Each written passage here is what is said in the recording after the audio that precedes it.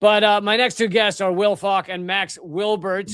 They started a protest. Well, first of all, they're with the Community Environmental Legal Defense Fund.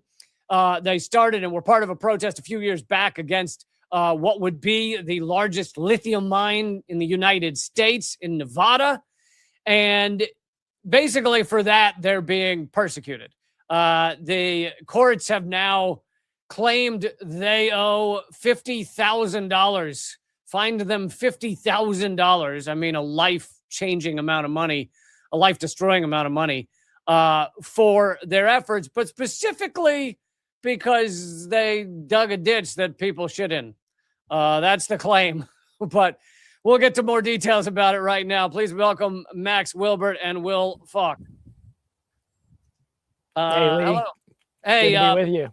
Will, I think you're muted.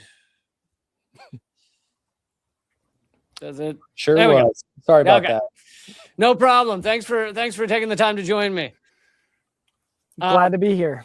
Glad to be here. Thanks for having us. So I guess let's just start with the bare bones details about the protest, and then we'll get into the court findings. Sure. Well, in 2021, a few days before he left office the first time, this was right after the January 6th riots, Trump approved this massive open pit lithium mine in northern Nevada. And myself and Will, we decided to go set up a protest camp there because we're grassroots environmentalists who frankly don't believe that electric vehicles are going to save the world and save the planet. We think they're just another example of sort of hedonistic Western consumerism that's now been globalized around the planet. Right? Yeah, my understanding of it is like if we had gone with electric cars when they first were invented in like the early 1900s, we probably could have saved ourselves a lot of grief. But now it's just a matter of like we need to switch to public transport and things like that instead of having everybody have 4 cars. Yeah, and so long story short, we set up this protest camp out there. It turns out it's a Native American sacred site. The Northern Paiute people, the Numu, their people were massacred there several times, including by U.S. cavalry soldiers in 1865. So it's this very sacred cultural place.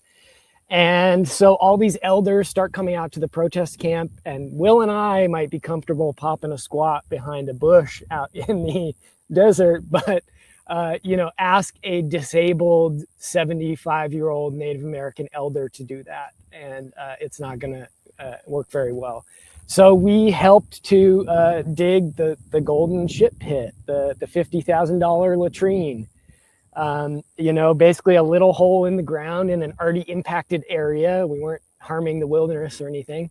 And for doing that and for setting up a windbreak on this mountainside a mile above sea level so that, elders could have a more comfortable place to hang out. The government's coming after us and fining us $50K, but Will's the lawyer. He might have more to add and you might have more questions, Lee. So please. Yeah, I mean, I think it's, there's so many layers of shit in this shit pit case. But the first thing is we dug these these composting toilets where an 1,100 acre, 400 feet deep open pit lithium mine is going to be. Right. That's not a problem. It's the tiny poop pit. Right. And we always say, what the government is showing us is that if your poop has forever chemicals, arsenic, antimony, is going to leave the groundwater poisoned for hundreds of years, you can get a permit for that. But like we found, if it's just regular old human poop that you're gonna do out there, they won't give you a permit for that. But yeah, there are some other aspects of this. The actual Bureau of Land Management regulation that they're using to fine us says that they can fine us 3 times the fair market value of the land that we occupied with our little composting toilets. And the government, they can also get administrative costs for investigating, that kind of thing. The government found that the fair market value of the land that we deprived them of their use for was $12.40 total, and the other 49,000 whatever dollars is all the money, all the trips out to take photos of the site, to have meetings with the FBI about us. All of that was the administrative costs that they're now putting on us. So, you think about what a great use of people's tax money that is to just investigate these little composting toilets. So it's absurd, and it really shows you how a lot of people think of American regulatory agencies like the Bureau of Land Management as being sort of the good guys that are standing in between us and the corporations.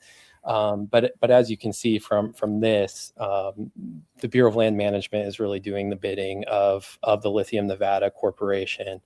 And that point gets even stronger when you realize that there's a law, the 1872 mining law, that says that mining is the highest and best use of American federal public lands, which is about 60% of the United States land mass, actually. And that the government doesn't even have discretion to deny permits for mines once they locate valuable minerals there. So, I think one of the big lessons from this is just how these regulatory agencies are, we assume that they're there to sort of protect the land and protect us, but really they're there to do the bidding of the corporations. Yeah, something I had talked about for years, even before Donald Trump, was how many of these regulatory bodies have been captured. Trump is gutting kind of the remnants of them, but they were captured before that. Like he's gutting the EPA, but the EPA had a list of 1,000 chemicals they'd never updated, that they never needed to be added, and they wouldn't do it. Those type of things. But so does it feel like they basically were just looking for something to try and use to destroy your lives, and they were like, well, we'll just get them for the shit pit, Yeah, exactly. I mean, this is, look at COINTELPRO. Look at how the government went after the Black Panthers and the American Indian movement and, all the radicals in the 60s and 70s. Look at McCarthyism. Look at any campaign of corporate repression and government repression throughout history. And you see the same tactics used, when they can get away with it, they'll just kill you, if you're Fred Hampton, or, if you're an activist in the Philippines or in Colombia or in many places around the world. And if they can't get away with that, they'll try and ruin your life in other ways. They'll try and throw you in jail. They'll bring fines against you. They'll sue you. That's what the mining company did to us. Separate lawsuit to this. They'll do character assassination, smear campaigns. That happened to us. All kinds of techniques to just try and undermine and destroy movements as best they can. That's absolutely what they were trying to do here. And, one way that we know that is 8 days before they came to us threatening this fine for the first time with, actual paperwork saying we're going to fine you $50,000. 8 days prior to that, Will, who's a lawyer, believe it or not, and a lawyer who hangs out at protest camps and does civil disobedience and pipeline resistance and direct action. There aren't that many of them, but they do exist. Will filed suit in federal court representing a tribe called the Reno Sparks Indian Colony and a community, another indigenous community group, suing the federal government over this project.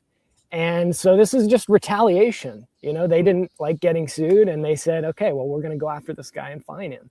And, then we find out, I don't know if you followed this story, Lee, but a story broke last year that the number 3 person at the Department of the Interior, this woman named Karen Bud Phelan, turns out that her family owns the ranch next to Thacker Pass, which sold the water rights to the mining company for $3.5 million. She didn't disclose that. There was no sort of recusing herself from the decision-making process. She was having private meetings with the corporation on government dime, on government time. And nobody even knew this happened until 2025. Wow. At 4 years after the permit was issued for the mine. And, in that time since then, the Department of Energy, the federal government, gave the mining company $2.26 billion loan under terms that, you and I can't get if we go down to the bank. We can't get Yeah. that kind of interest rate or that kind of loan. Yeah. And the government actually became a stakeholder in the mine. So as much as Trump likes to talk about communism and socialism and how terrible it is and all these things, now they're part owners of this mine and they're going to profit from it as well. So it's really been a joint government corporate project from the very beginning in this case. And that goes to the repression too. You got to give Trump some credit. He likes to be a winner. He is kind of the most corrupt. Like, he's set new records. New records for level of corruption. What are the next steps that you guys are pursuing in this? We'll be filing. So far, the case, if you want to call it that, has only been going through the Department of Interior's internal administrative courts. It's called the Interior Board of Land Appeals. One of the things that sucks about that is they don't have any internal timelines or deadlines like you would in a normal federal court. So they sat on this decision for 4 years until we just got it a few weeks ago. But now we can actually appeal this to an actual federal district court and try and make some arguments about just how absurd this is. And also make some like free speech and constitutional type arguments that administrative court couldn't hear or wouldn't hear. So yeah, now we have to, spend our time and resources going to a federal court in Nevada to try and fight off this fine. And we could be in litigation for a year or two over this. Yeah, really is the process is the punishment, just dragging it out. Yeah. Like you said, $50,000 is a life-changing amount of money, and not knowing when that's going to come due, when we need to have it, all of that is scary. Wow. Well, is there anything that people watching can do at all, or websites they can head to? You can look me up, Max Wilbert, on Substack. I've been covering the case. Will's writing on Facebook. Protect Thacker Pass is our organization. We haven't been putting out many updates because we lost the fight to protect that place. It's being destroyed right now. I really think I think Will agrees, we need like a militant and revolutionary movement to transform our whole society. So that's what we try and do every day, is try and work to build and make that happen. I was just working with folks here in Oregon yesterday to try and build a movement to defend the old growth forests out here, which the Trump administration is targeting, and Will's fighting data centers, and we're just trying to fight like hell. I was going to say, with the data center trend movement, fighting data centers has become chic now across the country. You'd think they'd care about what you're facing, because if they're fighting data centers, I'm sure it's going to be the same shit, the same garbage lawsuits designed to destroy lives, and et cetera. Yep. Absolutely. Yep, absolutely. We've seen the same thing, with this is a strategy, like targeting activists with this type of monetary fine has been a strategy that corporations and the government have been increasingly using over the last 10 years or so. So it's something to be aware of, and this is why some activists like wear masks and use fake names and do that type of thing when they're involved in direct action. We didn't do that when we were up there. We were just loud and proud about here we are, and we don't give a damn. Like, we're here to stop this mine, and we're willing to take the consequences for it. And here we are facing that, and but we got our heads high, and we're just going to keep fighting this every step of the way, and try and do everything we have to do to not give a dime to these racist, warmonger, crazy assholes who run the government. Yeah. Will, have you been excited to see some of the wins against data centers across the country? I'm always thrilled whenever any piece of land or any natural community can be defended. I think that's something that's often lost in these debates is, it's not like, or it is like that the earth is being destroyed at a faster rate than ever before. And every day that passes, that destruction is speeding up. Data centers are a part of that. And I really do think that our movements have to contemplate that, for, if all we're going to be doing is encouraging cultural change or encouraging changing the hearts and minds of people, then we have to understand how much of the natural world is being sacrificed while we're not out there physically defending the natural world. And so I always celebrate when something in the real world is protected. And I just always want to kind of inject that into the conversation, just that we need to remember that physically defending the natural world is physically defending the future. And if we ever do have some sort of revolution that saves what's left of Earth, that victory is going to be sweeter when there's more life left. And it's going to be more tragic when there's less life left. So I always celebrate the physical protection of natural communities. Well said. Well said. Well, I appreciate what you guys have done, and I hope you keep up the fight against this, the land destruction, the destruction of the natural world. And the website is celdf.org. If people want to check it out and support it. Anything I forgot? No, thanks a lot, Lee. Appreciate your work. Yeah. And thanks everyone for watching. Thank you, guys. Keep fighting. See you soon. See you soon. All right. Really appreciate having Will Falk and Max Wilbert on the show. That's celdf.org is where you can go to either donate or just follow there, get on the email list, follow their work, that kind of thing. And of course, Rania Kolick, we heard from her earlier, Breakthrough News. Hope you support them as well. I know it seems like the fights are on so many fronts that it's exhausting.